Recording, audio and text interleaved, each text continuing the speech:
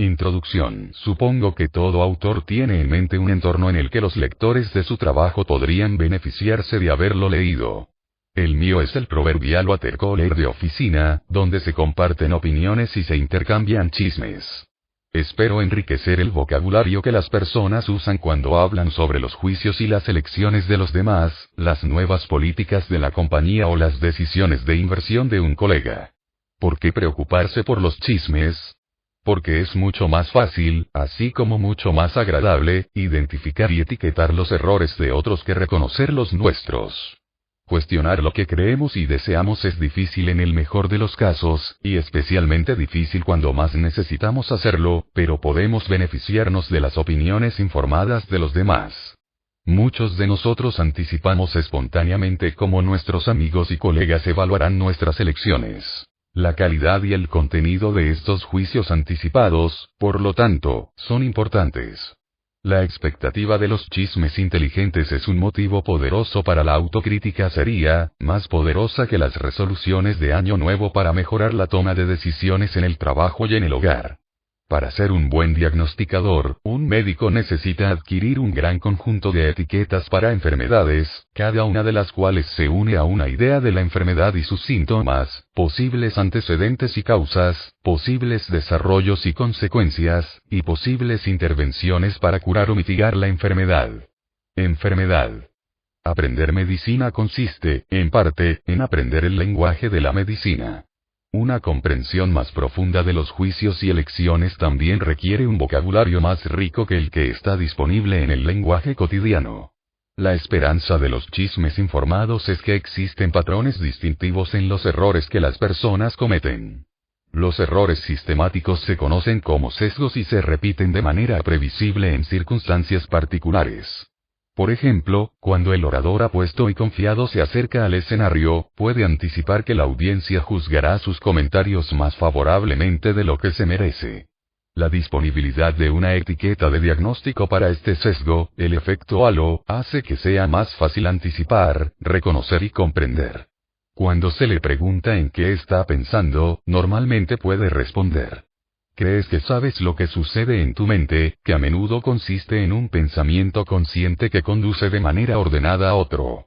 Pero esa no es la única forma en que funciona la mente, ni tampoco esa es la forma típica. La mayoría de las impresiones y pensamientos surgen en tu experiencia consciente sin que sepas cómo llegaron allí. No puede rastrear cómo llegó a la creencia de que hay una lámpara en el escritorio frente a usted, o cómo detectó un indicio de irritación en la voz de su cónyuge en el teléfono, o cómo logró evitar una amenaza en el teléfono. Camino antes de que te vuelvas consciente de ello. El trabajo mental que produce impresiones, intuiciones y muchas decisiones continúa en silencio en nuestra mente. Gran parte de la discusión en este libro es sobre sesgos de intuición. Sin embargo, el enfoque en el error no denigra la inteligencia humana, al igual que la atención a las enfermedades en los textos médicos niega la buena salud. La mayoría de nosotros estamos saludables la mayor parte del tiempo, y la mayoría de nuestros juicios y acciones son apropiados la mayor parte del tiempo. Mientras navegamos nuestras vidas, normalmente nos dejamos guiar por impresiones y sentimientos, y la confianza que tenemos en nuestras creencias y preferencias intuitivas generalmente se justifica. Pero no siempre. A menudo tenemos confianza incluso cuando estamos equivocados, y es más probable que un observador objetivo detecte nuestros errores que nosotros. Así que este es mi objetivo para las conversaciones sobre refrigeradores de agua. Mejorar la capacidad de identificar y comprender los errores de juicio y elección, en otros y eventualmente en nosotros mismos, al proporcionar un lenguaje más rico y preciso para discutirlos. En al menos algunos casos, un diagnóstico preciso puede sugerir una intervención para limitar el daño que a menudo causan los juicios y decisiones erróneas. Orígenes. Este libro presenta mi comprensión actual del juicio y la toma de decisiones, que ha sido moldeada por los descubrimientos psicológicos de las últimas décadas.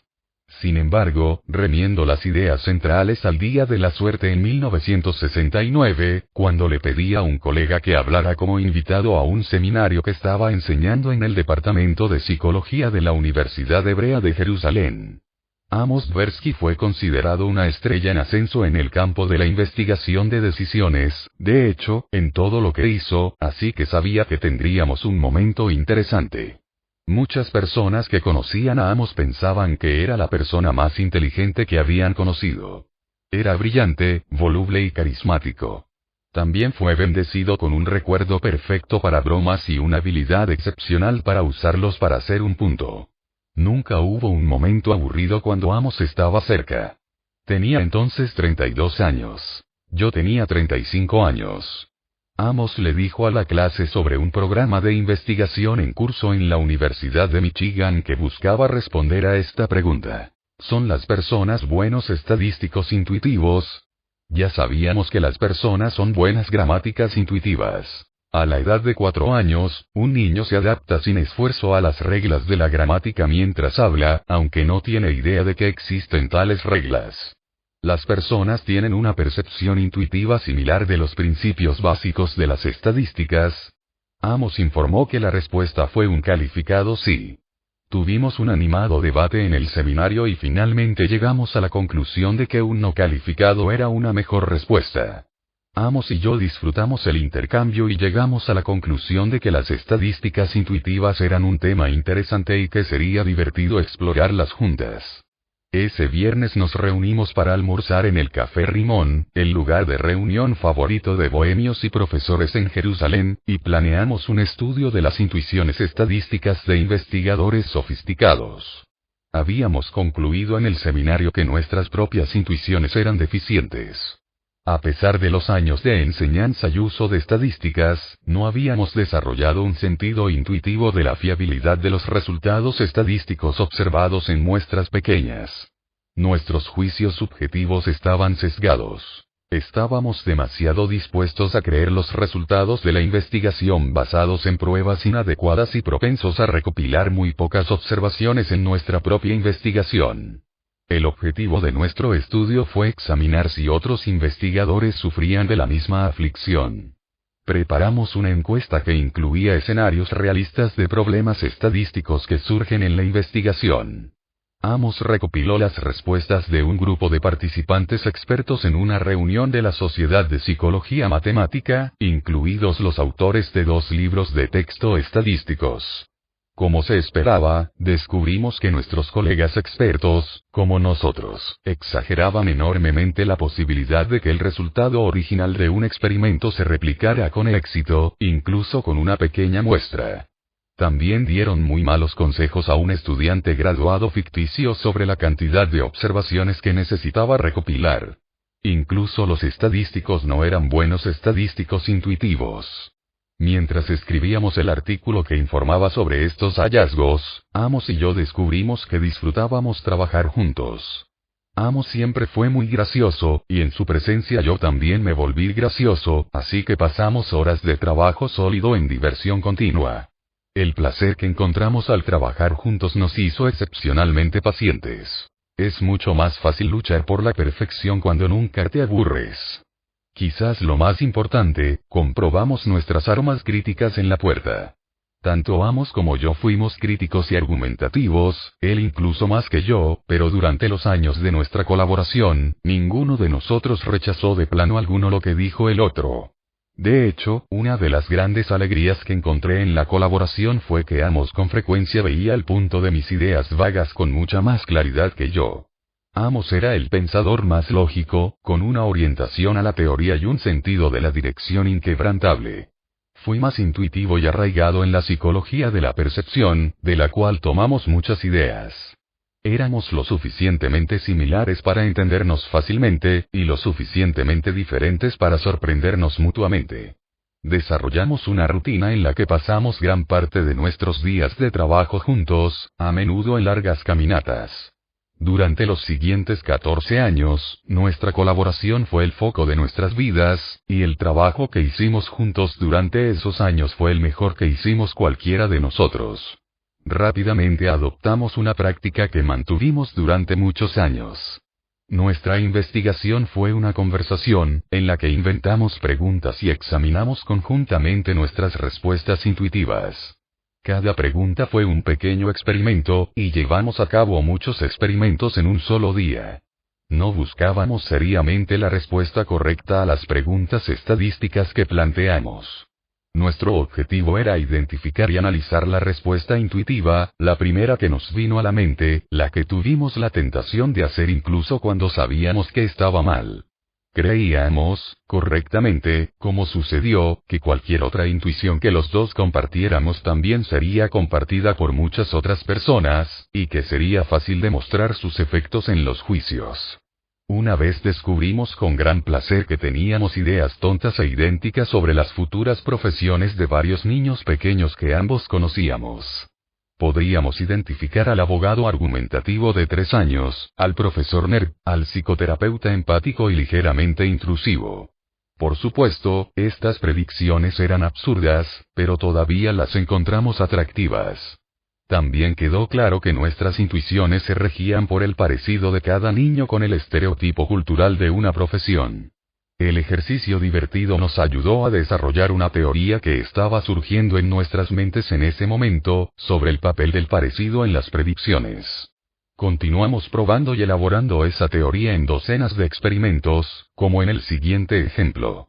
Cuando considera la siguiente pregunta, suponga que Steve fue seleccionado al azar de una muestra representativa. Un vecino ha descrito a un individuo de la siguiente manera. Steve es muy tímido y retraído, invariablemente útil pero con poco interés en las personas o en el mundo de la realidad. Un alma dócil y ordenada, necesita orden y estructura, y pasión por los detalles. Es más probable que Steve sea un bibliotecario o un granjero. La semejanza de la personalidad de Steve a la de un bibliotecario estereotipado afecta a todos de inmediato, pero casi siempre se ignoran consideraciones estadísticas igualmente relevantes. Se le ocurrió que hay más de 20 agricultores masculinos para cada bibliotecario masculino en los Estados Unidos. Debido a que hay muchos más agricultores, es casi seguro que se encontrarán más almas mansas y ordenadas en los tractores que en los mostradores de información de la biblioteca. Sin embargo, encontramos que los participantes en nuestros experimentos ignoraron los datos estadísticos relevantes y se basaron exclusivamente en el parecido.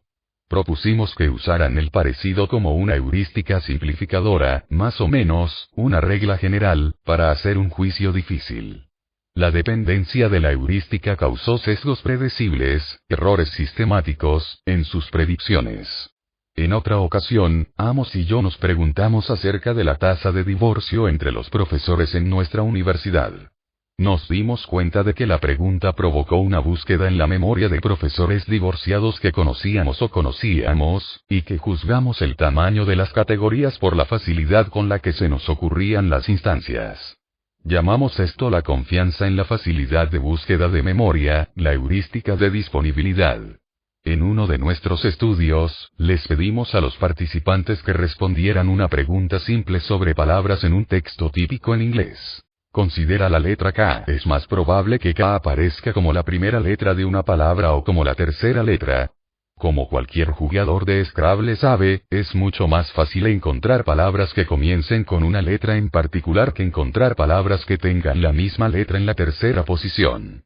Esto es cierto para todas las letras del alfabeto. Por lo tanto, esperamos que los encuestados exageren la frecuencia de las letras que aparecen en la primera posición, incluso aquellas letras, como K, L, N, R, V, que en realidad aparecen con más frecuencia en la tercera posición. Aquí nuevamente, la confianza en una heurística produce un sesgo predecible en los juicios. Por ejemplo, recientemente llegué a dudar de mi larga impresión de que el adulterio es más común entre los políticos que entre los médicos o abogados. Incluso había llegado a explicaciones para ese hecho, incluido el efecto afrodisíaco del poder y las tentaciones de la vida fuera de casa. Finalmente me di cuenta de que las transgresiones de los políticos son mucho más probables que las transgresiones de abogados y médicos. Mi impresión intuitiva podría deberse enteramente a la elección de temas de los periodistas y a mi dependencia de la heurística de disponibilidad. Amos y yo pasamos varios años estudiando y documentando sesgos de pensamiento intuitivo en diversas tareas, asignando probabilidades a eventos, pronosticando el futuro, evaluando hipótesis y estimando frecuencias. En el quinto año de nuestra colaboración, presentamos nuestros principales hallazgos en la revista Science, una publicación leída por académicos en muchas disciplinas. El artículo, que se reproduce íntegramente al final de este libro, se tituló Juicio bajo incertidumbre, heurísticas y sesgos. Describió los atajos simplificadores del pensamiento intuitivo y explicó algunos sesgos como manifestaciones de estas heurísticas, y también como demostraciones del papel de las heurísticas en el juicio. Los historiadores de la ciencia a menudo han señalado que, en un momento dado, los académicos en un campo en particular tienden a compartir suposiciones básicas sobre su tema. Los científicos sociales no son una excepción. Se basan en una visión de la naturaleza humana que proporciona el fondo de la mayoría de las discusiones sobre comportamientos específicos, pero rara vez se cuestiona. Los científicos sociales en la década de 1970 aceptaron ampliamente dos ideas sobre la naturaleza humana. Primero, las personas son generalmente racionales, y su pensamiento es normalmente sólido. En segundo lugar, las emociones como el miedo, el afecto y el odio explican la mayoría de las ocasiones en que las personas abandonan la racionalidad. Nuestro artículo desafió ambas suposiciones sin discutirlas directamente. Documentamos errores sistemáticos en el pensamiento de las personas normales, y rastreamos estos errores en el diseño de la maquinaria de la cognición en lugar de en la corrupción del pensamiento por la emoción. Nuestro artículo atrajo mucha más atención de la que habíamos esperado, y sigue siendo uno de los trabajos más citados en ciencias sociales, más de 300 artículos académicos que se mencionaron en 2010. Los estudiosos en otras disciplinas lo encontraron útil, y las ideas de heurística y sesgo se han utilizado productivamente en muchos campos, incluidos el diagnóstico médico, el juicio legal, el análisis de inteligencia, la filosofía, las finanzas, las estadísticas y la estrategia militar. Por ejemplo, los estudiantes de política han notado que la heurística de disponibilidad ayuda a explicar por qué algunos problemas son muy importantes en la mente del público, mientras que otros se descuidan. Las personas tienden a evaluar la importancia relativa de los problemas por la facilidad con la que se recuperan de la memoria, y esto está determinado en gran medida por el alcance de la cobertura en los medios. Los temas que se mencionan con frecuencia llenan la mente incluso cuando otros se escapan de la conciencia. A su vez, lo que los medios de comunicación optan por informar corresponde a su visión de lo que el público tiene actualmente en mente. No es casual que los regímenes autoritarios ejerzan una presión sustancial sobre los medios independientes. Debido a que el interés público es despertado más fácilmente por los eventos dramáticos y por las celebridades, los frenesíes de alimentación de los medios son comunes. Por varias semanas después de la muerte de Michael Jackson, por ejemplo, era prácticamente imposible encontrar un canal de televisión que informara sobre otro tema. En contraste, hay poca cobertura de temas críticos pero no interesantes que brindan menos dramatismo, como la disminución de los estándares educativos o la sobreinversión de recursos médicos en el último año de vida. A medida que escribo esto, me doy cuenta de que mi elección de ejemplos poco cubiertos se basó en la disponibilidad. Los temas que elegí como ejemplos se mencionan a menudo. Cuestiones igualmente importantes que están menos disponibles no me vinieron a la mente. En ese momento no nos dimos cuenta completamente, pero una de las razones principales del atractivo general de las heurísticas y sesgos fuera de la psicología fue una característica incidental de nuestro trabajo. Casi siempre incluíamos en nuestros artículos el texto completo de las preguntas que habíamos formulado. Nosotros y nuestros encuestados. Estas preguntas sirvieron como demostraciones para el lector, permitiéndole reconocer cómo su propio pensamiento se vio afectado por sesgos cognitivos. Espero que haya tenido esa experiencia al leer la pregunta acerca de Steve, el bibliotecario, que tenía la intención de ayudarlo a apreciar el poder del parecido como un indicio de la probabilidad y de ver qué fácil es ignorar los datos estadísticos relevantes. El uso de demostraciones proporcionó a académicos de diversas disciplinas, en particular filósofos y economistas, una oportunidad inusual para observar posibles fallas en su propio pensamiento. Habiéndose visto fallar, se hicieron más propensos a cuestionar la suposición dogmática, prevaleciente en ese momento, de que la mente humana es racional y lógica. La elección del método fue crucial. Si hubiésemos informado los resultados de solo experimentos convencionales, el artículo habría sido menos notable y menos memorable. Además, los lectores escépticos se habrían distanciado de los resultados atribuyendo los errores de juicio a la familiaridad de los estudiantes universitarios, los típicos participantes en los estudios psicológicos. Por supuesto, no elegimos demostraciones en lugar de experimentos estándar porque queríamos influir en filósofos y economistas. Preferimos las demostraciones porque fueron más divertidas y tuvimos suerte con nuestra elección del método y de muchas otras maneras. Un tema recurrente de este libro es que la suerte juega un papel importante en cada historia de éxito. Casi siempre es fácil identificar un pequeño cambio en la historia que hubiera convertido un logro notable en un resultado mediocre. Nuestra historia no fue la excepción. La reacción a nuestro trabajo no fue uniformemente positiva. En particular, nuestro enfoque en los prejuicios fue criticado por sugerir una visión de la mente injustamente negativa. Como se esperaba en la ciencia normal, algunos investigadores refinaron nuestras ideas y otros ofrecieron alternativas plausibles. En general, sin embargo, la idea de que nuestras mentes son susceptibles a errores sistemáticos ahora es generalmente aceptada. Nuestra investigación sobre el juicio tuvo mucho más efecto en las ciencias sociales de lo que creíamos posible cuando estábamos trabajando en ello. Inmediatamente después de completar nuestra revisión de juicio, cambiamos nuestra atención a la toma de decisiones bajo incertidumbre. Nuestro objetivo era desarrollar una teoría psicológica de cómo las personas toman decisiones sobre apuestas simples. Por ejemplo, ¿aceptaría una apuesta al lanzar una moneda en la que gana 130 si la moneda muestra cara y pierde 100 si muestra cola? Estas elecciones elementales se habían usado durante mucho tiempo para examinar preguntas generales sobre la toma de decisiones, como el peso relativo que las personas asignan a ciertas cosas y resultados inciertos. Nuestro método no cambió. Pasamos muchos días resolviendo problemas de elección y examinando si nuestras preferencias intuitivas se ajustaban a la lógica de elección. Aquí nuevamente, como en el juicio, observamos sesgos sistemáticos en nuestras propias decisiones, preferencias intuitivas que violaron sistemáticamente las reglas de la elección racional. 5 años después del artículo de Science, publicamos la teoría de la perspectiva. Un análisis de la decisión bajo riesgo, una teoría de la elección que, según algunos aspectos, es más influyente que nuestro trabajo sobre el juicio y es uno de los fundamentos de la economía conductual.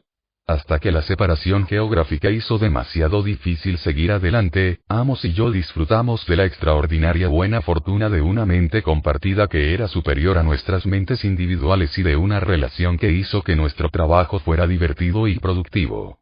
Nuestra colaboración en el juicio y la toma de decisiones fue la razón del premio Nobel que recibí en 2002, que Amos habría compartido si no hubiera muerto, con 59 años, en 1996. ¿Dónde estamos ahora? Este libro no pretende ser una exposición de las primeras investigaciones que Amos y yo llevamos a cabo juntos, una tarea que muchos autores han realizado hábilmente a lo largo de los años.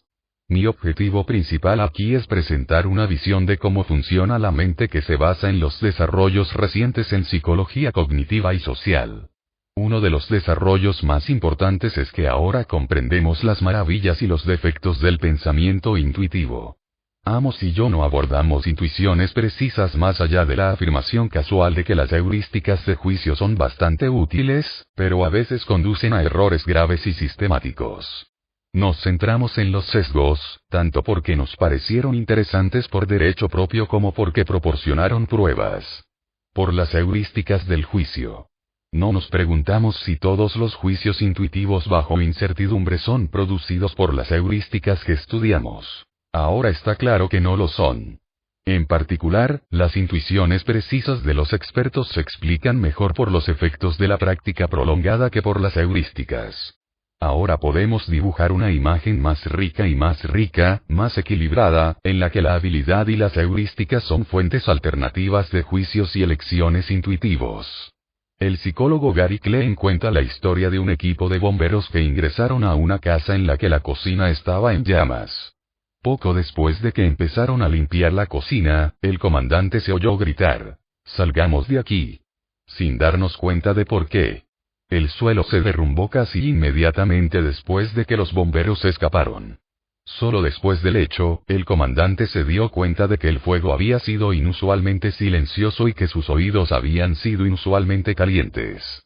Juntas, estas impresiones provocaron lo que él llamó un sexto sentido de peligro. No tenía idea de lo que estaba mal, pero sabía que algo estaba mal. Resultó que el corazón del fuego no había estado en la cocina, sino en el sótano debajo de donde estaban los hombres. Todos hemos escuchado tales historias de intuición experta. El maestro de ajedrez que pasa por un juego callejero y anuncia compañeros blancos en 3 sin detenerse, o el médico que hace un diagnóstico complejo después de una sola mirada a un paciente.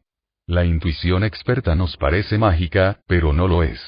De hecho, cada uno de nosotros realiza proezas de experiencia intuitiva muchas veces al día. La mayoría de nosotros somos perfectos para detectar el enojo en la primera palabra de una llamada telefónica, reconocemos que cuando entramos en una habitación que fuimos el tema de la conversación y reaccionamos rápidamente ante las señales sutiles de que el conductor del automóvil en el próximo carril es peligroso. Nuestras habilidades intuitivas cotidianas no son menos maravillosas que las sorprendentes ideas de un bombero médico experimentado, solo que son más comunes. La psicología de la intuición precisa no implica magia. Tal vez la mejor declaración corta sea la del gran Herbert Simon, quien estudió a los maestros de ajedrez y demostró que, después de miles de horas de práctica, vienen a ver las piezas del tablero de manera diferente al resto de nosotros.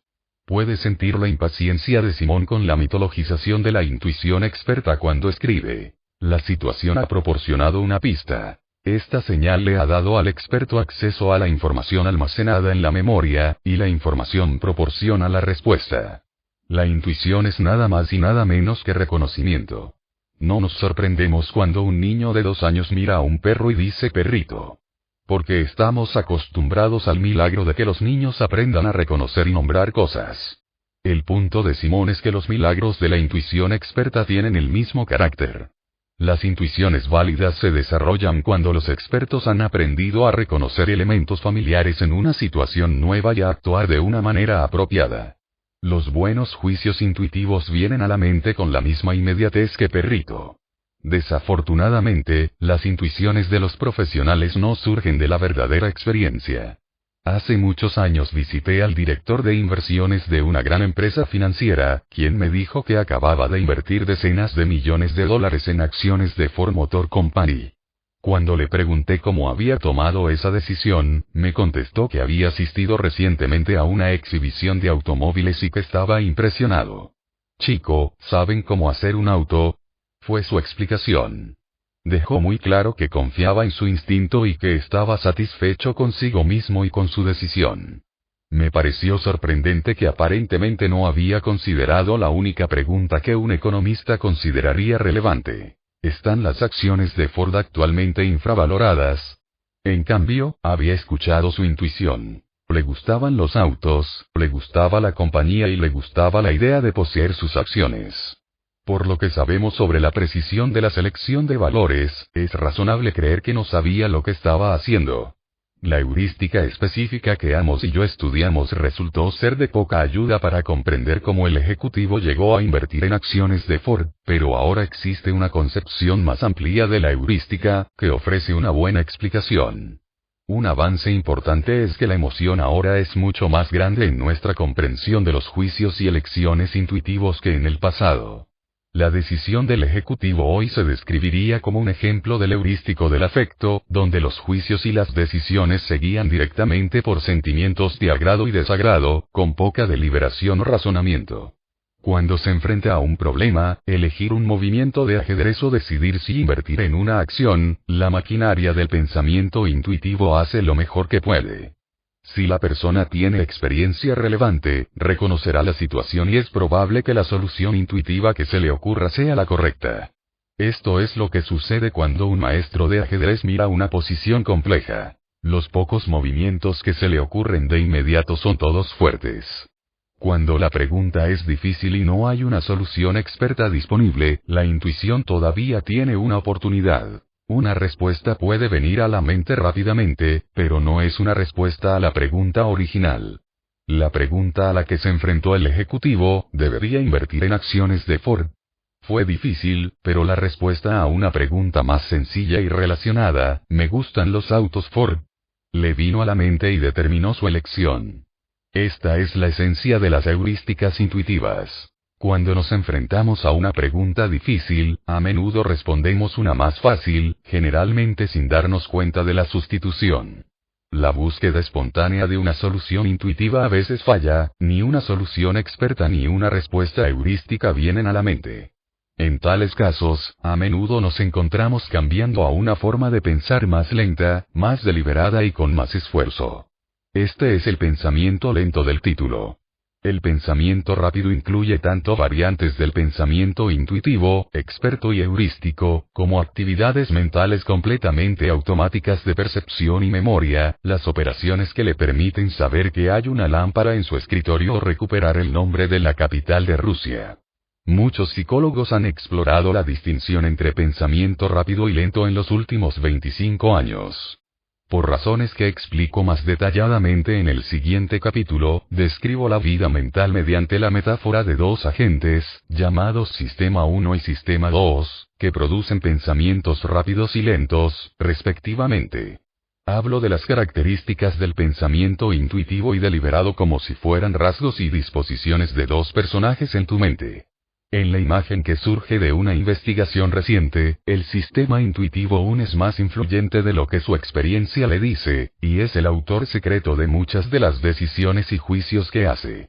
La mayor parte de este libro trata sobre el funcionamiento del sistema 1 y las influencias mutuas entre este y el sistema 2.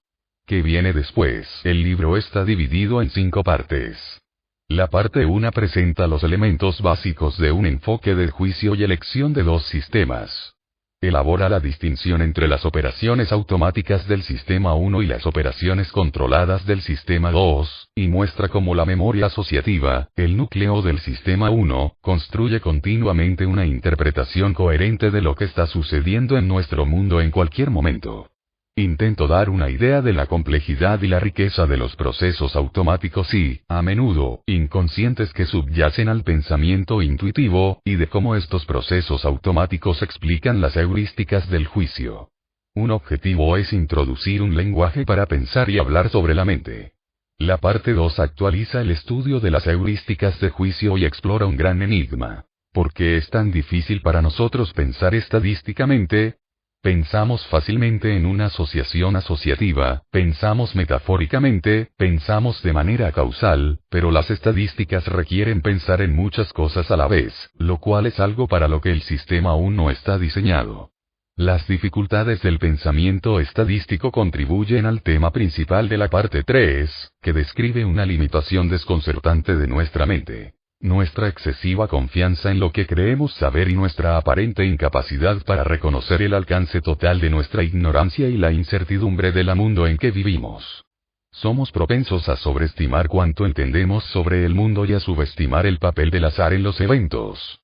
El exceso de confianza es alimentado por la certeza ilusoria de la retrospectiva. Mis puntos de vista sobre este tema han sido influenciados por Nassim Taleb, el autor de The Black Swan. Espero conversaciones sobre el agua que exploren de manera inteligente las lecciones que pueden aprenderse del pasado mientras resisten el atractivo de la retrospectiva y la ilusión de la certeza. El enfoque de la parte 4 es una conversación con la disciplina de la economía sobre la naturaleza de la toma de decisiones y sobre el supuesto de que los agentes económicos son racionales.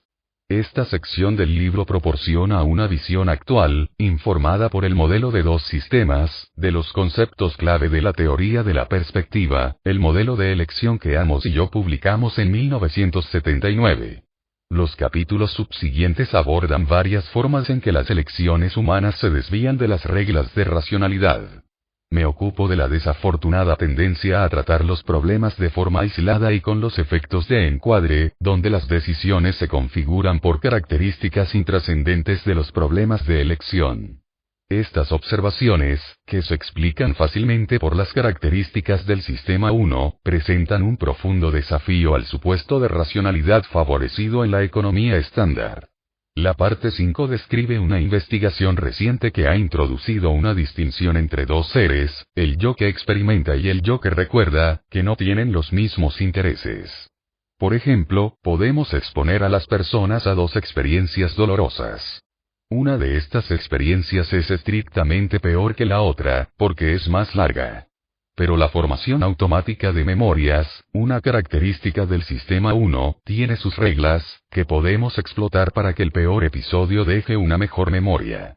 Cuando las personas luego eligen qué episodio repetir, son, naturalmente, guiadas por el recuerdo de sí mismos y se experimentan, al dolor innecesario. La distinción entre dos seres se aplica a la medición del bienestar, donde encontramos de nuevo que lo que hace feliz al yo que experimenta no es lo mismo que lo que satisface al yo que recuerda. La forma en que dos seres dentro de un mismo cuerpo puede perseguir la felicidad plantea algunas cuestiones difíciles, tanto para los individuos como para las sociedades que ven el bienestar de la población como un objetivo político. Un capítulo final explora, en orden inverso, las implicaciones de tres distinciones trazadas en el libro. Entre el ser que experimenta y el que recuerda, entre la concepción de los agentes en la economía clásica y en la economía del comportamiento, que toma prestada de la psicología, y entre la automática. El sistema 1 y el esfuerzo del sistema 2. Vuelvo a las virtudes de educar chismes y a lo que las organizaciones podrían hacer para mejorar la calidad de los juicios y decisiones que se toman en su nombre. Dos artículos que escribí con Amos se reproducen como apéndices del libro. La primera es la revisión del juicio bajo incertidumbre que describí anteriormente. El segundo, publicado en 1984, resume la teoría de las perspectivas, así como nuestros estudios sobre los efectos de encuadre. Los artículos presentan las contribuciones que fueron citadas por el Comité del Nobel, y le sorprenderá lo simples que son. Leerlos le dará una idea de cuánto sabíamos hace mucho tiempo, y también de lo que hemos aprendido en las últimas décadas. Parte 1. Dos sistemas. Los personajes de la historia. Para observar tu mente en modo automático, mira la imagen de abajo. Figura 1. Su experiencia al mirar el rostro de la mujer combina a la perfección lo que normalmente llamamos ver y pensamiento intuitivo. Tan seguro y rápido como viste que el cabello de la joven está oscuro, sabías que está enojada. Además, lo que viste se extendió hacia el futuro. Sentiste que esta mujer está a punto de decir algunas palabras muy desagradables, probablemente en voz alta y estridente. Una premonición de lo que iba a hacer a continuación vino a la mente automáticamente y sin esfuerzo. No tenía la intención de evaluar su estado de ánimo ni de anticipar lo que podría ser, y su reacción ante la imagen no tuvo la sensación de haberlo hecho. Te acaba de pasar. Fue un ejemplo de pensamiento rápido. Ahora mira el siguiente problema. 1724. E inmediatamente supo que esto es un problema de multiplicación, y probablemente sabía que podría resolverlo, con papel y lápiz, si no sin. También tenía un vago conocimiento intuitivo de la gama de resultados posibles. Sería rápido reconocer que tanto 12.609 como 123 son inverosímiles. Sin embargo, sin dedicar un tiempo al problema, no estaría seguro de que la respuesta no sea la 568. No se le ocurrió una solución precisa y sintió que podría elegir si desea o no participar en el cálculo. Si aún no lo ha hecho, debe intentar el problema de multiplicación ahora, completando al menos parte de él. Experimentó un pensamiento lento a medida que avanzaba a través de una secuencia de pasos. Primero recuperó de la memoria el programa cognitivo para la multiplicación que aprendió en la escuela y luego lo implementó. Llevar a cabo el cálculo fue una tensión. Sentiste la carga de tener mucho material en la memoria, ya que necesitabas hacer un seguimiento de dónde estabas y hacia dónde ibas, mientras te quedabas con el resultado intermedio. El proceso fue un trabajo mental. Deliberado, con esfuerzo y ordenado, un prototipo de pensamiento lento. El cálculo no fue solo un evento en tu mente. Tu cuerpo también estuvo involucrado. Sus músculos se tensaron, su presión arterial aumentó y su ritmo cardíaco aumentó. Alguien que observara sus ojos de cerca mientras abordaba este problema, habría visto que sus pupilas se dilatan. Sus alumnos volvieron a su tamaño normal cuando terminaron su trabajo, cuando encontraron la respuesta, que es 408, por cierto, o cuando se dieron por vencidos. Dos sistemas. Los psicólogos han estado intensamente interesados durante varias décadas en las dos modalidades de pensamiento evocadas por el cuadro de la mujer enojada y por el problema de la multiplicación, y han ofrecido muchas etiquetas para ellos. Adopto los términos propuestos originalmente por los psicólogos Kate Stanovich y Richard West, y se referirán a dos sistemas en la mente, Sistema 1 y Sistema 2. El Sistema 1 funciona de forma automática y rápida, con poco o ningún esfuerzo y sin sentido de control voluntario. El Sistema 2 presta atención a las actividades mentales de esfuerzo que lo demandan, incluidos los cálculos complejos. Las operaciones del Sistema 2 a menudo se asocian con la experiencia subjetiva de agencia, elección y concentración.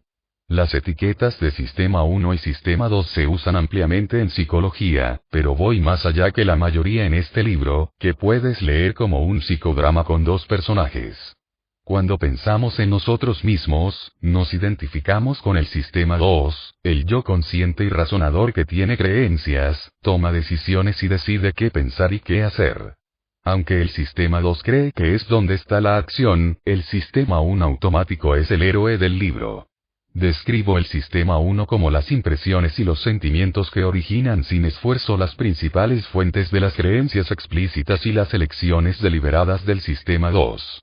Las operaciones automáticas del Sistema 1 generan patrones de ideas sorprendentemente complejos, pero solo el Sistema 2 más lento puede construir pensamientos en una serie ordenada de pasos. También describo las circunstancias en las que el Sistema 2 toma el control y anula los impulsos libres y las asociaciones del Sistema 1. Se le invitará a pensar en los dos sistemas como agentes con sus capacidades, limitaciones y funciones individuales. En un orden aproximado de complejidad, aquí hay algunos ejemplos de las actividades automáticas que se atribuyen al Sistema 1. Detecta que un objeto está más distante que otro. Orientar a la fuente de un sonido repentino. Completa la frase PANI, hacer una cara de disgusto cuando se muestra una imagen horrible. Detectar hostilidad en una voz. Respuesta a 2 más 2 igual. Leer palabras en grandes carteles. Conducir un coche en una carretera vacía. Encuentra un movimiento fuerte en el ajedrez, si eres un maestro del ajedrez. Comprender oraciones simples.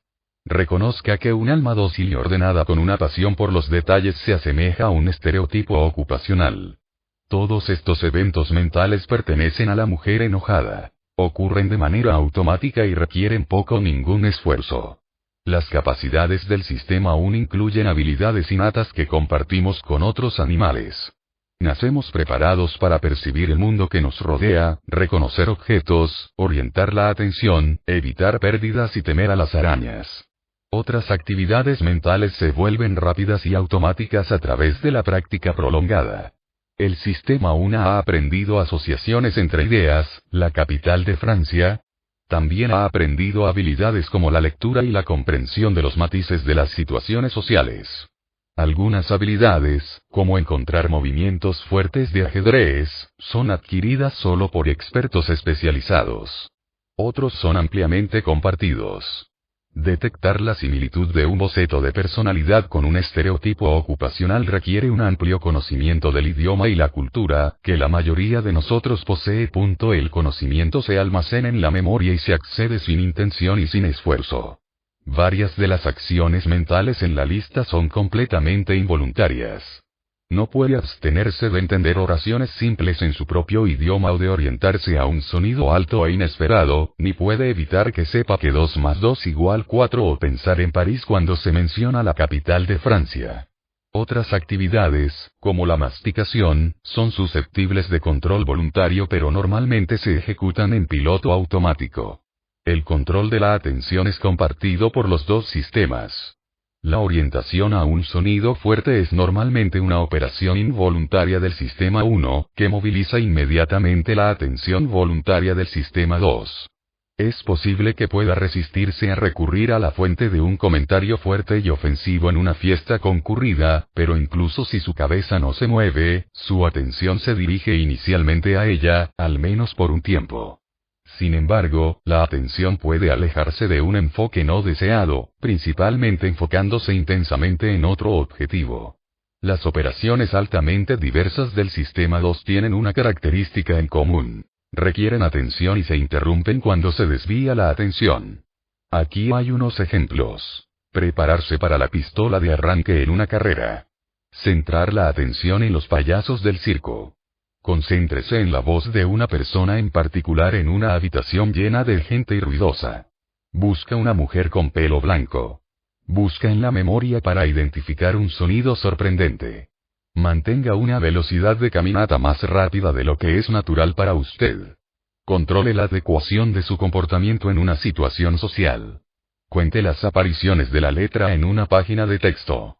Dile a alguien tu número de teléfono.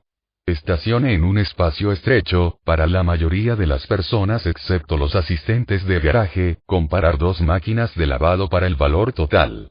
Llene un formulario de impuestos. Compruebe la validez de un argumento lógico complejo. En todas estas situaciones, debe prestar atención, y tendrá un rendimiento menor, o nada, si no está listo o si su atención se dirige de manera inadecuada. El sistema 2 tiene cierta capacidad para cambiar la forma en que funciona el sistema 1, mediante la programación de las funciones normalmente automáticas de atención y memoria. Por ejemplo, cuando espera a un familiar en una estación de tren concurrida, puede buscar a una mujer de pelo blanco o un hombre con barba, y así aumentar la probabilidad de detectar a su familiar desde la distancia. Puede configurar su memoria para buscar ciudades capitales que comiencen con N o para novelas existencialistas francesas. Y cuando alquile un automóvil en el aeropuerto Heathrow de Londres, el asistente probablemente le recordará que manejamos en el lado izquierdo de la carretera hasta aquí. En todos estos casos, se le pide que haga algo que no es natural y encontrará que el mantenimiento constante de un conjunto requiere un esfuerzo continuo de al menos un poco de esfuerzo. La frase de uso frecuente prestar atención es apta. Dispone de un presupuesto limitado de atención que puede asignar a actividades, y si trata de ir o intentar ir más allá de su presupuesto, fallará. Es la marca de las actividades de esfuerzo que interfieren entre sí, por lo que es difícil o imposible realizar varias a la vez. No puede calcular el producto de 17-24 mientras gira a la izquierda en un tráfico denso, y ciertamente no debe intentarlo. Puede hacer varias cosas a la vez, pero solo si son fáciles y sencillas. Es probable que esté seguro de mantener una conversación con un pasajero mientras conduce en una carretera vacía, y muchos padres han descubierto, quizás con algo de culpa, que pueden leerle un cuento a un niño mientras piensan en otra cosa. Todos tenemos cierta conciencia de la capacidad limitada de atención, y nuestro comportamiento social permite estas limitaciones. Cuando el conductor de un automóvil está adelantando a un camión en una carretera estrecha, por ejemplo, los pasajeros adultos dejan de hablar con bastante sensatez. Saben que distraer al conductor no es una buena idea, y también sospechan que está sordo temporalmente y no escuchará lo que dicen. Un enfoque intenso en una tarea puede hacer que las personas sean ciegas de manera efectiva, incluso ante estímulos que normalmente atraen la atención. La demostración más dramática fue ofrecida por Christopher Chabris y Daniel Simmons en su libro El gorila invisible. Construyeron un cortometraje de dos equipos que pasaban pelotas de baloncesto, un equipo vestía camisas blancas y el otro vestía de negro. Los espectadores de la película tienen instrucciones de contar el número de pases realizados por el equipo blanco, ignorando a los jugadores negros. Esta tarea es difícil y completamente absorbente. A mitad del video, aparece una mujer con un traje de gorila, cruza la cancha, golpea su pecho y sigue adelante. El gorila está a la vista durante 9 segundos. Muchos miles de personas han visto el video, y casi la mitad de ellos no notan nada inusual. Es la tarea de contar, y especialmente la instrucción de ignorar a uno de los equipos, lo que causa la ceguera. Nadie que vea el video sin esa tarea se perdería al gorila. Ver y orientar son funciones automáticas del sistema 1, pero dependen de la asignación de cierta atención al estímulo relevante. Los autores señalan que la observación más notable de su estudio es que las personas encuentran sus resultados muy sorprendentes. De hecho, los espectadores que no ven al gorila están inicialmente seguros de que no estaba allí, no pueden imaginar perderse un evento tan sorprendente. El estudio del gorila ilustra dos hechos importantes acerca de nuestras mentes. Podemos ser ciegos a lo obvio, y también estamos ciegos a nuestra ceguera. Ver y orientar son funciones automáticas del sistema 1, pero dependen de la asignación de cierta atención al estímulo relevante. Los autores señalan que la observación más notable de su estudio es que las personas encuentran sus resultados muy sorprendentes. De hecho, los espectadores que no ven al gorila están inicialmente seguros de que no estaba allí, no pueden imaginar perderse un evento tan sorprendente. El estudio del gorila ilustra dos hechos importantes acerca de nuestras mentes. Podemos ser ciegos a lo obvio, y también estamos ciegos a nuestra ceguera. Ver y orientar son funciones automáticas del sistema 1, pero dependen de la asignación de cierta atención al estímulo relevante. Los autores señalan que la observación más notable de su estudio es que las personas encuentran sus resultados muy sorprendentes. De hecho, los espectadores que no ven al gorila están inicialmente seguros de que no estaba allí, no pueden imaginar perderse un evento tan sorprendente. El estudio del gorila ilustra dos hechos importantes acerca de nuestras mentes. Podemos ser ciegos a lo obvio, y también estamos ciegos a nuestra ceguera. Los espectadores que no ven al gorila están inicialmente seguros de que no estaba allí, no pueden imaginar perderse un evento tan sorprendente. El estudio del gorila ilustra dos hechos importantes acerca de nuestras mentes. Podemos ser ciegos a lo obvio, y también estamos ciegos a nuestra ceguera. Los espectadores que no ven al gorila están inicialmente seguros de que no estaba allí, no pueden imaginar perderse un evento tan sorprendente. El estudio del gorila ilustra dos hechos importantes acerca de nuestras mentes. Podemos ser ciegos a lo obvio, y también estamos ciegos a nuestra ceguera. Sinopsis de la trama. La interacción de los dos sistemas es un tema recurrente del libro, y una breve sinopsis de la trama está en orden. En la historia que contaré, los sistemas 1 y 2 están activos cuando estamos despiertos. El sistema 1 se ejecuta automáticamente y el sistema 2 se encuentra normalmente en un modo cómodo de bajo esfuerzo, en el que solo se emplea una fracción de su capacidad. El sistema 1 genera continuamente sugerencias para el sistema 2. Impresiones, intuiciones, intenciones y sentimientos. Si están respaldadas por el sistema 2, las impresiones e intuiciones se convierten en creencias y los impulsos se convierten en acciones voluntarias. Cuando todo transcurre sin problemas, que es la mayor parte del tiempo, el sistema 2 adopta las sugerencias del sistema 1 con poca o ninguna modificación. Por lo general, crees tus impresiones y actúas según tus deseos, y eso está bien, generalmente. Cuando el sistema 1 se encuentra con dificultades, recurre al sistema 2 para admitir un procesamiento más detallado y específico que puede resolver el problema del momento. El sistema 2 se moviliza cuando surge una pregunta para la cual el sistema 1 ofrece una respuesta, como probablemente sucedió cuando se encontró con el problema de la multiplicación 17-24. También puede sentir una oleada de atención consciente cuando se sorprende. El sistema 2 está activado. Mayor 2 se activa cuando se detecta un evento que viola el modelo del mundo que el sistema 1 mantiene. En ese mundo, las lámparas no saltan, los gatos no ladran y los gorilas no cruzan las canchas de baloncesto. El experimento del gorila demuestra que se necesita algo de atención para que se detecte el estímulo sorprendente. Sorpresa luego activa y orienta su atención. Usted mirará, y buscarás en tu memoria una historia que comprenda el sorprendente evento. Al sistema 2 también se le atribuye el monitoreo continuo de su propio comportamiento, el control que lo mantiene educado cuando está enojado y alerta cuando conduce de noche. El sistema 2 se moviliza para aumentar el esfuerzo cuando detecta un error a punto de cometerse.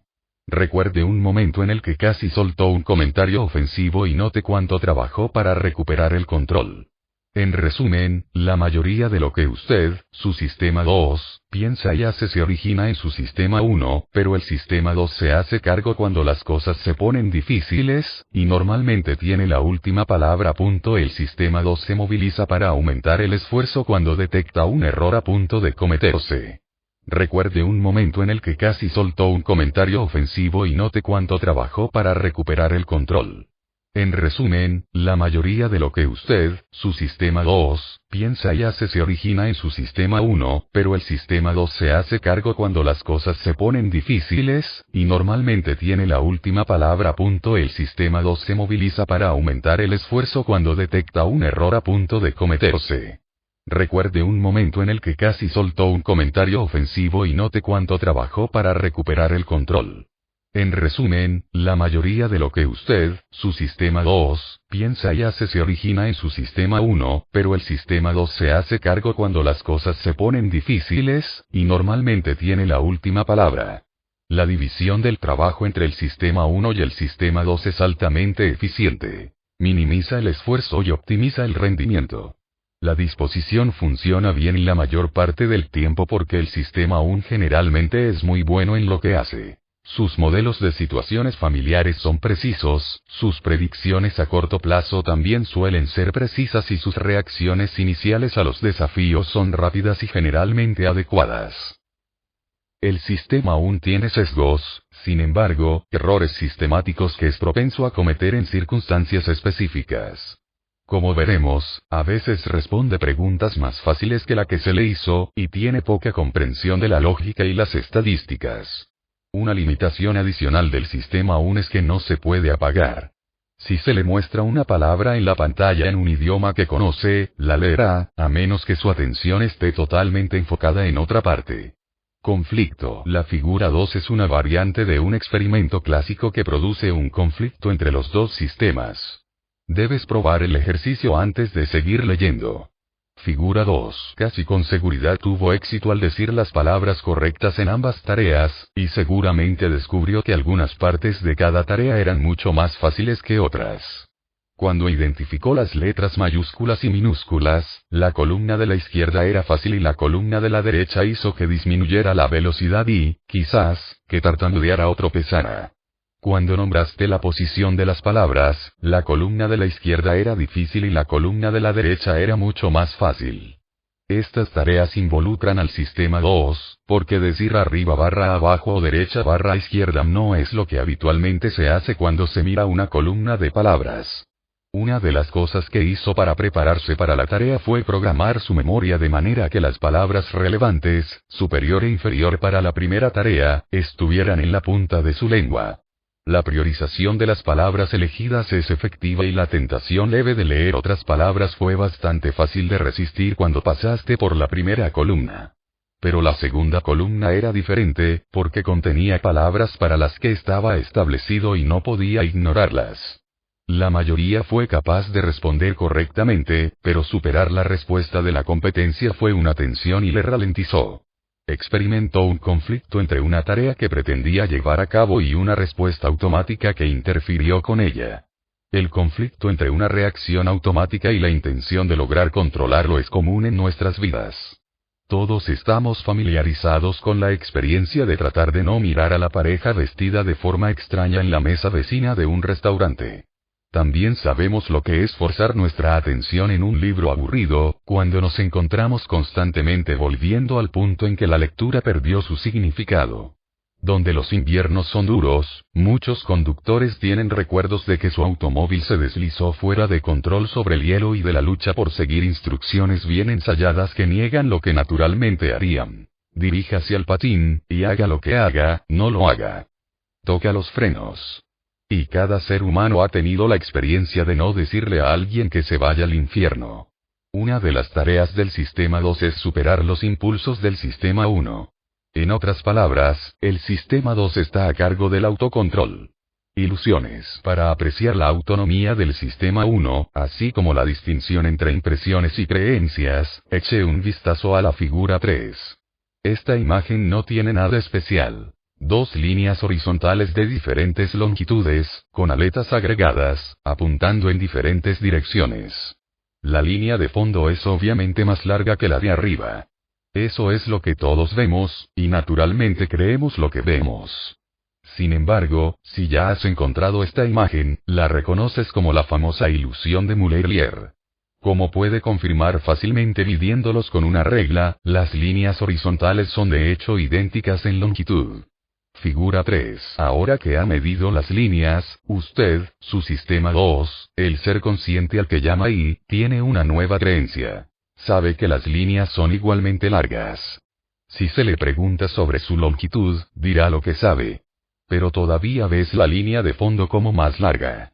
Has elegido creer en la medida, pero no puedes evitar que el sistema 1 haga su trabajo. No puedes decidir ver las líneas como iguales, aunque sabes que lo son. Para resistir la ilusión, solo hay una cosa que puedes hacer. Debes aprender a desconfiar de tus impresiones sobre la longitud de las líneas cuando las aletas están unidas a ellas. Para implementar esa regla, debes poder reconocer el patrón ilusorio y recordar lo que sabes sobre él. Si puedes hacer esto, nunca más serás engañado por la ilusión de Muller-Lyer. Pero todavía verás una línea más larga que la otra. No todas las ilusiones son visuales. Hay ilusiones de pensamiento, que llamamos ilusiones cognitivas. Como estudiante graduado, asistí a algunos cursos sobre el arte y la ciencia de la psicoterapia. Durante una de estas conferencias, nuestro maestro impartió un bocado de sabiduría clínica. Esto es lo que nos dijo. De vez en cuando se encontrará con un paciente que comparte una historia inquietante de múltiples errores en su tratamiento anterior. Ha sido visto por varios médicos, y todos le fallaron. El paciente puede describir lúcidamente cómo sus terapeutas lo malinterpretaron, pero rápidamente percibió que usted es diferente. Compartes el mismo sentimiento, estás convencido de que lo comprendes y podrás ayudar. En este punto, mi maestro levantó la voz cuando dijo: ni siquiera pienses en enfrentarte a este paciente. Échalo de la oficina. Es muy probable que él sea un psicópata y no podrás ayudarlo. Muchos años más tarde, supe que el maestro nos había advertido contra el encanto psicopático, y la autoridad principal en el campo de la psicopatía confirmó que el consejo del maestro era acertado. La analogía con la ilusión de Muller-Lyer es cercana. Lo que nos enseñaron no era cómo sentirnos con ese paciente. Nuestro maestro dio por sentado que la simpatía que sentiríamos por el paciente no estaría bajo nuestro control. Surgiría del sistema 1. Además, no se nos enseñó a sospechar de nuestros sentimientos acerca de los pacientes. Nos dijeron que una fuerte atracción por un paciente con un historial repetido de tratamiento fallido es una señal de peligro, como las aletas en las líneas paralelas. Es una ilusión cognitiva, ya mi sistema 2, se me enseñó a reconocerla y se me aconsejó que no la creyera ni la actuara. La pregunta más frecuente acerca de las ilusiones cognitivas es si se pueden superar.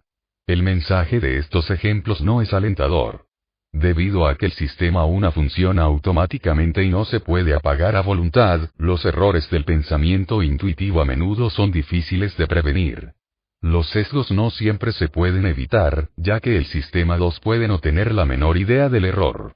Incluso cuando se dispone de pistas sobre posibles errores, los errores se pueden prevenir solo con el monitoreo mejorado y la actividad de esfuerzo del sistema 2. Sin embargo, como una forma de vivir su vida, la vigilancia continua no es necesariamente buena, y ciertamente no es práctica. Cuestionar constantemente nuestro propio pensamiento sería increíblemente tedioso, y el sistema 2 es demasiado lento e ineficaz para servir como sustituto del sistema 1 en la toma de decisiones de rutina. Lo mejor que podemos hacer es un compromiso. Aprenda a reconocer las situaciones en las que es probable que se cometan errores y haga un mayor esfuerzo para evitar errores significativos cuando haya mucho en juego. La premisa de este libro es que es más fácil reconocer los errores de otras personas que los nuestros.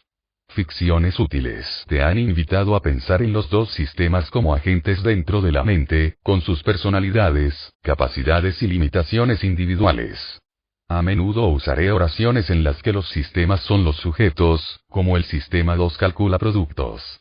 El uso de tal lenguaje se considera un pecado en los círculos profesionales en los que viajo, porque parece explicar los pensamientos y acciones de una persona por los pensamientos y acciones de personas pequeñas dentro de la cabeza de la persona. Gramáticamente, la oración sobre el sistema 2 es similar a el mayordomo se roba el dinero de la caja. Mis colegas señalarían que la acción del mayordomo en realidad explica la desaparición del efectivo, y cuestionan con razón si la oración sobre el sistema 2 explica cómo se calculan los productos. Mi respuesta es que la breve oración activa que atribuye el cálculo al sistema 2 está pensada como una descripción, no como una explicación. Es significativo solo por lo que ya sabes sobre el sistema 2. Es una abreviatura de lo siguiente. La aritmética mental es una actividad voluntaria que requiere esfuerzo, no debe realizarse mientras se realiza un giro a la izquierda, y se asocia con pupilas dilatadas y un ritmo cardíaco acelerado. De manera similar, la declaración de que la conducción en carretera en condiciones de rutina se deja en el sistema 1 significa que la conducción del automóvil en una curva es automática y casi sin esfuerzo. También implica que un conductor experimentado puede conducir en una carretera vacía mientras realiza una conversación. Finalmente, el sistema 2 evitó que James reaccionara tontamente ante el insulto significa que James habría sido más agresivo en sus respuestas si su capacidad de control con esfuerzo hubiera sido interrumpida, por ejemplo, si hubiera estado borracho. El sistema 1 y el sistema 2 son tan fundamentales para la historia que cuento en este libro que debo dejar absolutamente claro que son un personaje ficticio. Los sistemas 1 y 2 no son sistemas en el sentido estándar de entidades con aspectos o partes en interacción. Y no hay una parte del cerebro que cualquiera de los sistemas llamaría hogar. Bien puede preguntar, ¿para qué introducir personajes ficticios con nombres feos en un libro serio? La respuesta es que los personajes son útiles debido a algunas peculiaridades de nuestras mentes, la tuya y la mía. Una oración se entiende más fácilmente si describe lo que hace un agente, sistema 2, que si describe qué es algo, qué propiedades tiene. En otras palabras, sistema 2 es un tema mejor para una oración que aritmética mental. La mente, especialmente el sistema 1, parece tener una actitud especial para la construcción e interpretación de historias sobre agentes activos, que tienen personalidades, hábitos y habilidades. Rápidamente formaste una mala opinión del ladrón, esperas más mal comportamiento de él y lo recordarás por un tiempo. Esta es también mi esperanza para el lenguaje de los sistemas. ¿Por qué llamarlos sistema 1 y sistema 2 en lugar del sistema automático y el sistema de esfuerzo más descriptivo? La razón es simple. Sistema automático toma más tiempo que sistema 1 y, por lo tanto, ocupa más espacio en la memoria de trabajo. Esto importa, porque cualquier cosa que ocupe tu memoria de trabajo reduce tu capacidad de pensar. Debe tratar el sistema 1 y el sistema 2 como apodos, como Bobby Joe, identificando los personajes que conocerá a lo largo de este libro. Los sistemas ficticios me facilitan pensar en el juicio y la elección, y lo harán más fácil para que entiendas lo que digo. Hablando de sistema 1 y sistema 2, tenía una impresión, pero algunas de sus impresiones son ilusiones. Esta fue una respuesta pura del sistema 1. Ella reaccionó ante la amenaza antes de reconocerla. Este es tu sistema 1 hablando. Reduzca la velocidad y deje que su sistema 2 tome el control.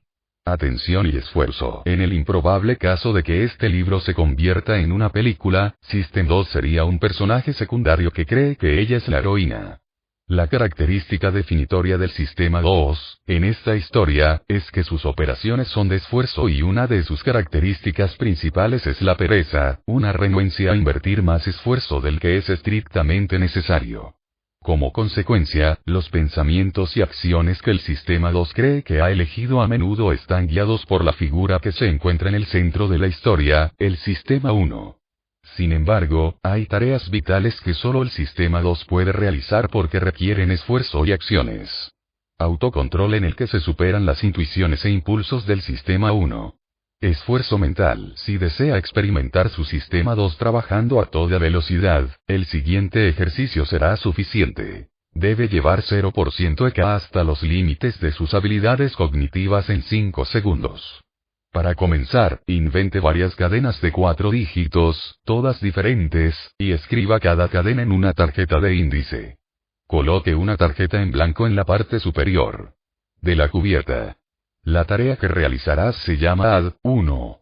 Así es como funciona. Comience a batir un ritmo constante, o mejor aún, establezca un metrónomo a una barra S.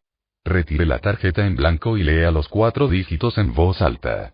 Espere 2 tiempos, luego reporte una cadena en la que cada uno de los dígitos originales se incremente en 1. Si los dígitos en la tarjeta son 5294, la respuesta correcta es 6305. Mantener el ritmo es importante.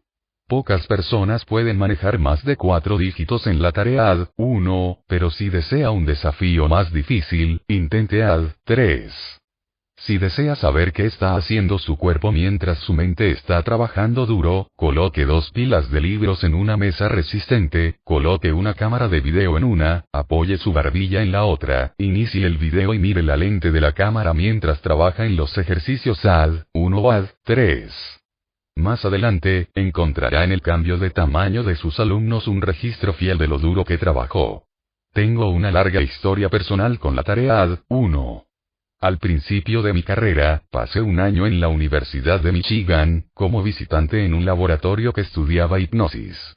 Buscando un tema de investigación útil, encontré un artículo en Scientific American en el que el psicólogo Eckardes describió la pupila del ojo como una ventana al alma. Lo releí recientemente y nuevamente lo encontré inspirador. Comienza con el informe desde que su esposa notó que sus pupilas se ensanchaban al ver hermosas fotografías de la naturaleza, y termina con 2 impactantes imágenes de la misma mujer guapa, que de alguna manera aparece mucho más atractiva en una que en la otra. Solo hay una diferencia. Las pupilas de los ojos aparecen dilatadas en la imagen atractiva y restringidas en la otra. También escribió de belladona, una sustancia dilatadora de la pupila que se usaba como cosmética, y de compradores de bazar que usan lentes oscuros para ocultar su nivel de interés a los comerciantes. Uno de los hallazgos de esa trajo especialmente mi atención. Había notado que los alumnos son indicadores sensibles del esfuerzo mental. Se dilatan sustancialmente cuando las personas multiplican números de 2 dígitos y se dilatan más si los problemas son difíciles que si son fáciles. Sus observaciones indicaron que la respuesta al esfuerzo mental es distinta de la excitación emocional. El trabajo de no tuvo mucho que ver con la hipnosis, pero llegué a la conclusión de que la idea de una indicación visible de esfuerzo mental era prometedora como tema de investigación. Un estudiante graduado en el laboratorio, Jackson Beatty, compartió mi entusiasmo y nos pusimos a trabajar.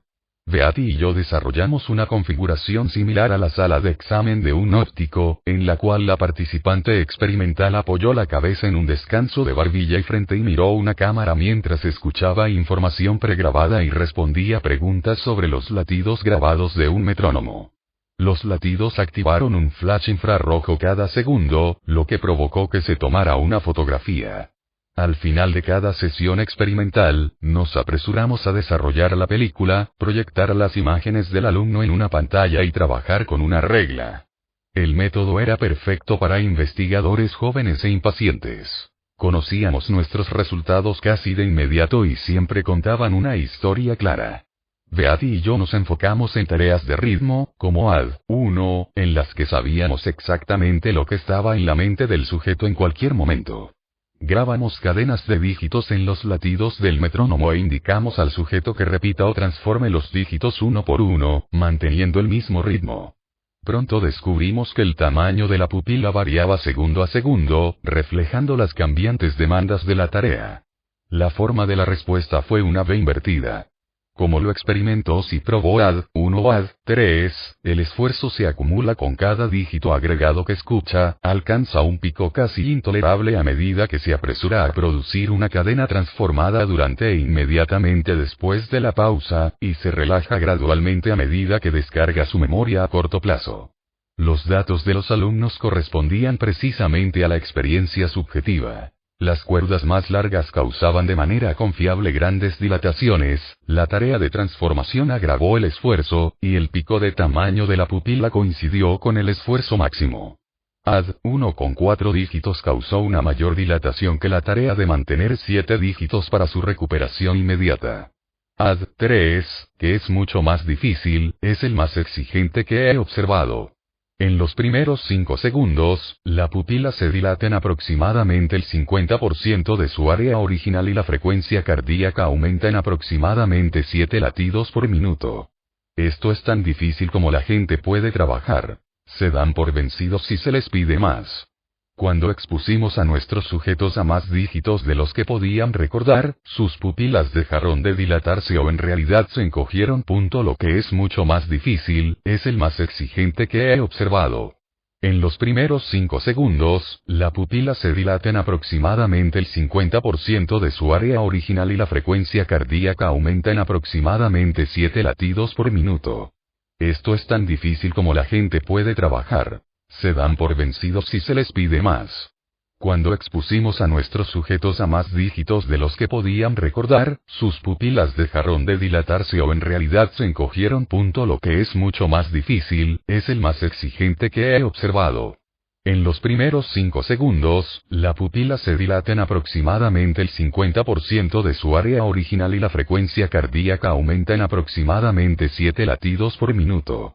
Esto es tan difícil como la gente puede trabajar. Se dan por vencidos si se les pide más. Cuando expusimos a nuestros sujetos a más dígitos de los que podían recordar, sus pupilas dejaron de dilatarse o en realidad se encogieron. Trabajamos durante algunos meses en una espaciosa suite en el sótano en la que habíamos establecido un sistema de circuito cerrado que proyectaba una imagen de la pupila del sujeto en una pantalla en el corredor. También pudimos escuchar lo que estaba pasando en el laboratorio. El diámetro de la pupila proyectada era de aproximadamente un pie. Verlo dilatarse y contraerse cuando el participante estaba en el trabajo fue un espectáculo fascinante, todo un atractivo para los visitantes de nuestro laboratorio. Nos divertimos e impresionamos a nuestros huéspedes por nuestra capacidad de adivinar cuando el participante se dio por vencido en una tarea. Durante una multiplicación mental, la pupila normalmente se dilata a un tamaño grande en unos pocos segundos y permanece grande mientras la persona sigue trabajando en el problema. Se contrajo inmediatamente cuando encontró una solución o se rindió. Mientras mirábamos desde el corredor, a veces, sorprendíamos tanto al propietario del alumno como a nuestros invitados al preguntar, ¿por qué dejaste de trabajar ahora mismo? La respuesta desde dentro del laboratorio a menudo era, ¿cómo lo supiste? A lo que respondíamos, nosotros ten una ventana a tu alma. Las observaciones casuales que hicimos desde el corredor eran a veces tan informativas como los experimentos formales. Hice un descubrimiento significativo mientras observaba ociosamente la pupila de una mujer durante una pausa entre 2 tareas. Ella había mantenido su posición sobre el mentón, de modo que podía ver la imagen de su ojo mientras ella conversaba con el experimentador. Me sorprendió ver que la alumna seguía siendo pequeña y no se dilata notablemente mientras hablaba y escuchaba. A diferencia de las tareas que estábamos estudiando, la conversación mundana aparentemente exigía poco o ningún esfuerzo, no más que retener 2 o 3 dígitos. Este fue un momento eureka. Me di cuenta de que las tareas que habíamos elegido para el estudio eran excepcionalmente laboriosas. Una imagen vino a la mente. La vida mental, hoy hablaría de la vida del sistema 2, normalmente se realiza al ritmo de una caminata cómoda, a veces interrumpida por episodios de jogging y, en raras ocasiones, por una carrera frenética. Los ejercicios AD1 y AD3 son sprints, y el chat informal es un paseo. Descubrimos que las personas, cuando participan en una carrera mental, pueden quedar ciegas de manera efectiva. Los autores del gorila invisible habían hecho al gorila invisible al mantener a los observadores muy ocupados contando pases. Informamos un ejemplo bastante menos dramático de ceguera durante AD1. Nuestros sujetos fueron expuestos a una serie de letras parpadeando rápidamente mientras trabajaban. Se les pidió que dieran prioridad completa a la tarea, pero también se les pidió que informaran, al final de la tarea del dígito, si la letra K había aparecido en cualquier ordenada durante el juicio. El principal hallazgo fue que la capacidad de detectar e informar la letra objetivo cambió en el transcurso de los 10 segundos del ejercicio. Los observadores casi nunca fallaron una K que se mostró al principio o cerca del final de la tarea AD1, pero perdieron el objetivo casi la mitad del tiempo cuando el esfuerzo mental estaba en su punto máximo, aunque teníamos imágenes de su ojo abierto, mirando directamente a ella. Las fallas de detección siguieron el mismo patrón de V invertida que la pupila dilatadora. La similitud fue tranquilizadora. El alumno era una buena medida de la excitación física que acompaña al esfuerzo mental, y podríamos seguir adelante y usarlo para comprender cómo funciona la mente. Y podríamos seguir adelante y usarlo para comprender cómo funciona la mente. Y podríamos seguir adelante y usarlo para comprender cómo funciona la mente.